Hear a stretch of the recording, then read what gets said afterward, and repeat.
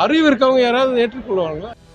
அறிவு இருக்கும் யாரும் மத்திய பாஜக அரசு கொண்டு வரும் மும்மொழி கொள்கையை ஏற்றுக்கொள்ள மாட்டார்கள் என அமைச்சர் பழனிவேல் தியாகராஜன் பேசியுள்ளார்.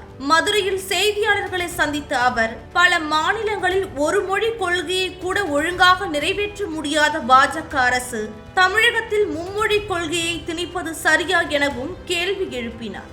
நிறைய மாநிலங்களில் அவங்களுக்கு ஒரு மொழி கொள்கையை கூட ஒழுங்காக நிறைவேற்ற முடியாத சூழ்நிலையில் நம்மள்கிட்ட நீ 2 மொழியில் சிறப்பாக செஞ்சிட்ருக்க, ஆனால் நீ 3 மொழி பண்ணியே ஆகணும் கட்டாயப்படுத்தினா பாக்கி இருக்கிற இடங்களை நம்ம அளவுக்கு உயர்த்த முடியாதது என்றதனால் நம்மளை அவங்க அளவுக்கு குறைக்கணும் என்று முயற்சி செய்கிறார்களா என்ற அச்சம் உருவாகுது.